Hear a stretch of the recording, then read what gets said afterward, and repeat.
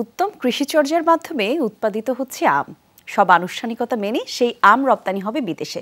তাই আগের তুলনায় আরও তৎপর কৃষি মন্ত্রণালয়। বিভিন্ন দেশের রাষ্ট্রদূত এবং প্রতিনিধিদের নিয়ে আমের রাজধানী চাঁপাইনবাবগঞ্জ ঘুরে দেখেছেন কৃষিমন্ত্রী। সেখান থেকে আরও জানাচ্ছেন সহকর্মী তাজুল ইসলাম, ছবি তুলেছেন আরেক সহকর্মী হাসানুল কবির শাওন।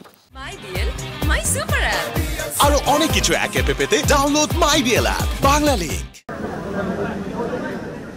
থোকায় থোকায় ঝুলছে নানা জাতের বাহারি আম, আর সেই আম দেখতে সদল বলে চাঁপাইনবাবগঞ্জের নাচুল উপজেলার কান্দবোনা গ্রামে হাজির কৃষিমন্ত্রী। সফর সঙ্গী বিভিন্ন দেশের রাষ্ট্রদূত ও বিদেশি সংস্থার প্রতিনিধিরা। চোখের সামনে সুবিশাল আমবাগান দেখে রীতিমতো উৎফুল্ল বিদেশি অতিথিরা। বাংলাদেশ থেকে আম আমদানির ব্যাপারে নিজ দেশের সরকারকে সুপারিশ করবেন বলেও জানান তারা। I would like to thank the Ministry of Foreign Affairs, Ministry of Agriculture. I feel tried cooperate with the Ministry of Agriculture. This is the first time at a mango farm and very impressed with the facility.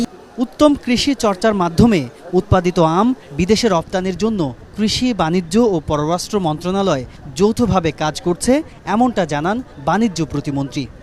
কৃষি এবং বাণিজ্য সেই সাথে পররাষ্ট্র তিনটা মন্ত্রণালয় সমন্বয় করে এই ব্র্যান্ডিংটার শুরু করেছি।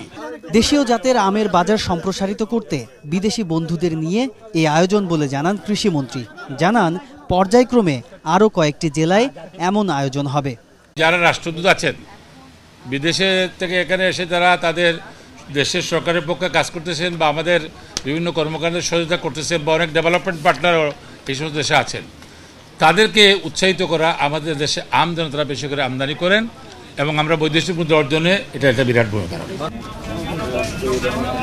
প্রতি বছরই বিদেশে আমের বাজার সম্প্রসারিত হচ্ছে। প্রবাসী বাংলাদেশিই নয়, বিদেশিদের মাঝেও এই মিষ্টি ফল আম নিয়ে রয়েছে বিশেষ আগ্রহ। আর তাই আম রপ্তানিতে যেই সমস্ত প্রক্রিয়া অনুসরণ করা দরকার তার দিকে বাড়তি মনোযোগ দিচ্ছে সরকার। তাজনুর ইসলাম, যমুনা নিউজ, নাচোল, চাঁপাইনবাবগঞ্জ।